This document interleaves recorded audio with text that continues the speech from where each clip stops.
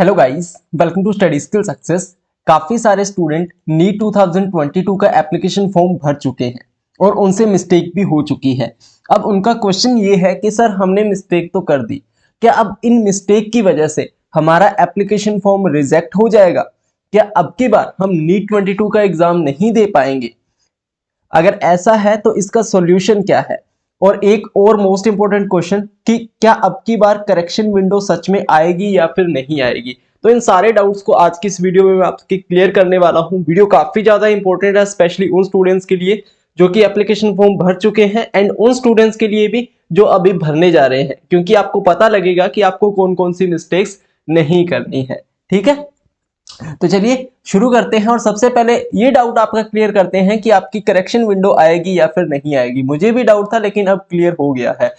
अगर हम इस पेज को देखें, पेज नंबर 4 पर, तो यहां पर बोला गया है no correction facility will be given at any stage after the registration.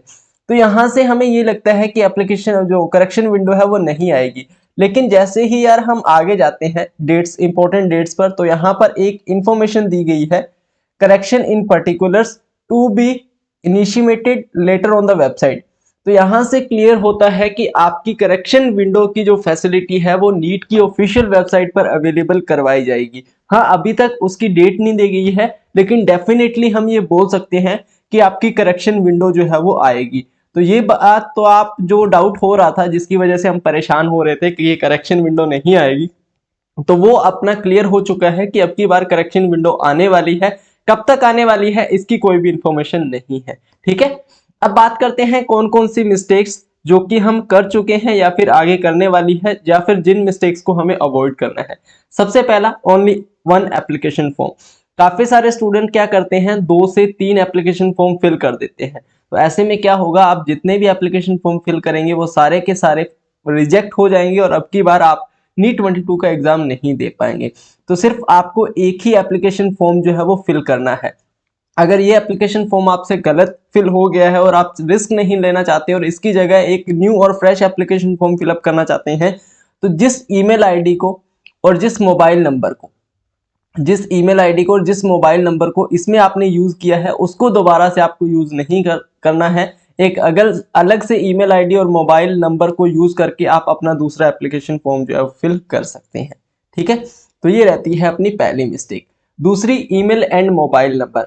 यार, ईमेल एंड मोबाइल नंबर ये दो चीजें अभी आप दोगे ना, तो अभी से लेके आपके कॉलेज के एडमिशन तक इनकी जरूरत आपको पड़ने वाली है, क्योंकि इन्हीं पर सब कुछ आपका ओटीपी वगैरह, इंफॉर्मेशन वगैरह, आपके कॉलेज की इंफॉर्मेशन, सभी कुछ इस पर ही आने वाला है, इन दोनों पर, ईमेल पर और मोबाइल नंबर पर। तो ये आप दे रहे हैं सबसे पहला, तो ये आपके रेगुलर यूज में होने चाहिए। दूसरा, हमेशा ये ऑन रहने चाहिए, कभी ये बंद नहीं होने चाहिए। ठीक है, तो ऐसी ईमेल आईडी और मोबाइल नंबर दीजिएगा। जरूरी नहीं है कि आपका खुद का हो, अपने पेरेंट्स का, अपने अंकल का, किसी का भी आप दे सकते हैं। ठीक है, तीसरी चीज, मीडियम ऑफ क्वेश्चन पेपर। ये एकमात्र एक ऐसी चीज है जिसको एक बार अगर आपने चूज कर लिया, उसके बाद ना तो आप इसे करेक्शन विंडो में और ना ही किसी और तरीके से जो है वो बदल सकते हैं। तो मीडियम ऑफ क्वेश्चन पेपर आप ध्यान से चुनिएगा। अगर आप हिंदी या फिर कोई और लैंग्वेज चुनते हैं तो उसके साथ इंग्लिश आपको फ्री में मिलेगी। अगर आप सिर्फ इंग्लिश चुनते हैं तो आपको क्वेश्चन पेपर सिर्फ और सिर्फ इंग्लिश में देखने को मिलेगा। अदर लैंग्वेज के साथ इंग्लिश आपको फ्री मिलेगी। अब डिसाइड आपको करना है कि आप किस मीडियम के साथ फ्रेंडली हैं, तो उसी मीडियम को आप चुन सकते हैं। ठीक है, चौथा, फोटो एंड साइन। तो इसको आप ध्यान से अपलोड करिएगा। काफी सारे स्टूडेंट अब की बार कर भी चुके हैं। उन्होंने क्या किया, फोटो की जगह साइन अपलोड कर दिया और साइन की जगह फोटो अपलोड कर दी। तो एक फोटो आपकी पासपोर्ट साइज अपलोड होगी एक कॉलम में, दूसरी में आपकी पोस्ट कार्ड साइज अपलोड होगी, फिर आपका साइन होगा और फिर आपके थंब इंप्रेशंस होंगे। ठीक है, तो इस प्रकार से होगा। फोटो का बता चुका हूं, बैकग्राउंड आपका व्हाइट होना चाहिए, 80% फेस जो है वो विजिबल होना चाहिए, बस इतना आपको ध्यान रखना है। ठीक है, दोनों में। और नीचे एक स्लाइड में आपका नाम और जिस डेट को आपने फोटो क्लिक की है वो डेट होनी चाहिए। काफी सारे स्टूडेंट्स बोल रहे थे पिछली डेट की, जो पिछले साल हमने एग्जाम फॉर्म भरा था वो चल जाएगी, तो वो नहीं चलेगी। डेट इसीलिए लिखा रहे हैं ताकि पता लगे कि फोटो जो है वो फ्रेश है। ठीक है, तो अभी बनवा लीजिए, ज्यादा पैसा नहीं लगेगा। साइन आपको पता है कैसे अपलोड करने। थंब का काफी बड़ा इशू आ रहा है। पिछली बार हम क्या करते थे, सिर्फ और सिर्फ लेफ्ट थंब का इंप्रेशन डालते थे, लेकिन अब की बार left and right thumb plus fingers सभी का जो है इंप्रेशन डालना है। ठीक है, तो इस पर एक सेपरेट वीडियो भी बना चुका हूं, कैसे डालना है वो चैनल पर देख लीजिएगा। लेकिन आपको left thumb, right thumb, left hand की सभी फिंगर्स और राइट हैंड की सभी फिंगर्स, इन सभी का इंप्रेशन डालना है। ठीक है, तो ध्यान रखिएगा। उसके बाद सेल्फ डिक्लेरेशन फॉर्म, इसमें काफी सारी मिस्टेक आ रही है, सिर्फ यस और नो करना है।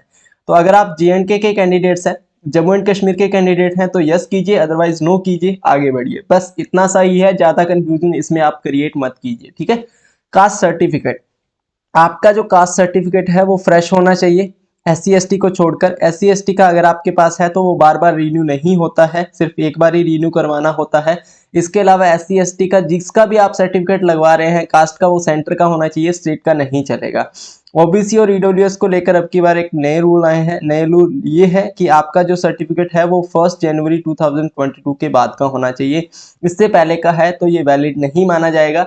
1 जनवरी 2022 का बाद का होना चाहिए। अगर आपने अपलोड कर दिया है तो करेक्शन विंडो में उसको सॉल्व कर लीजिएगा। अगर आपने पास नहीं है और अभी आप अपलोड करना चाहते हैं लेकिन नहीं है, तो आप क्या कीजिए, अपेंडिक्स 9B और 10B, इन दोनों में आपको सेल्फ डिक्लेरेशन फॉर्म मिल जाएगा, डिक्लेरेशन फॉर्म मिल जाएगा, उनको भर के सबमिट कर सकते हैं। ठीक है, अगर नहीं है तो। और सबसे मोस्ट इंपॉर्टेंट रहता है फी पेमेंट। अगर आपने सब कुछ कर दिया है, फॉर्म भर दिया, डॉक्यूमेंट्स अपलोड कर दिए, लेकिन पेमेंट नहीं किया है, तो किसी भी हाल में आप इसे करेक्शन विंडो में सॉल्व नहीं कर पाएंगे। डेट याद रखिए, 7 मई 2022। इस डेट तक आपको पेमेंट कर देना है, पहले पेमेंट कर देना है। अगर नहीं करते हैं तो आपका फॉर्म रिजेक्ट हो जाएगा। काफी सारे स्टूडेंट्स के साथ ऐसा हो रहा है कि वो पेमेंट तो कर रहे हैं, उनके अकाउंट से कट भी जा रहा है, लेकिन वो यहाँ पर शो नहीं हो रहा है और इस वजह से उनका कंफर्मेशन पेज जो है वो डाउनलोड नहीं हो रहा है। तो ध्यान रखिए, जब तक आपका कंफर्मेशन पेज आपको नहीं मिलता है तब तक आपका फॉर्म नहीं भरा गया है। अगर पेमेंट नहीं हुआ है दोबारा कर दीजिए जब तक कंफर्मेशन पेज नहीं आता। पहले जो पेमेंट किया था वो ऑटोमेटिकली आपके पास आ जाएगा, क्योंकि यहाँ पहुंचा नहीं है तो थोड़ा हो जाता है टेक्निकल ग्लिच, तो उसकी वजह से पेमेंट वापस आ जाएगा। लेकिन जब तक कंफर्मेशन पेज डाउनलोड नहीं होता है, इसका मतलब आपका पेमेंट, आपका एप्लीकेशन फॉर्म फिलअप नहीं हुआ है। तो ये सारी मिस्टेक्स है जिनको आप अवॉइड करना है। इसके अलावा आपका करेक्शन फैसिलिटी मैं आपको बता चुका हूँ 100% आएगी, तो उसके बारे में कोई भी दिक्कत आप मत लीजिएगा। बाकी और भी आपकी कुछ डाउट रहते हैं तो कमेंट कर दीजिएगा। होपफुली ये डाउट सारे के सारे जो है वो क्लियर हो गए होंगे। वीडियो कैसी लगी कमेंट सेक्शन में कमेंट करके जरूर बताइएगा। ऐसी ही वीडियोस आगे भी आपको मिलने वाली है, तो उसके लिए चैनल को सब्सक्राइब करके बेल आइकन को जरूर प्रेस कर लीजिएगा। बाकी मिलते हैं नेक्स्ट वीडियो में, तब तक के लिए good luck and have a nice day.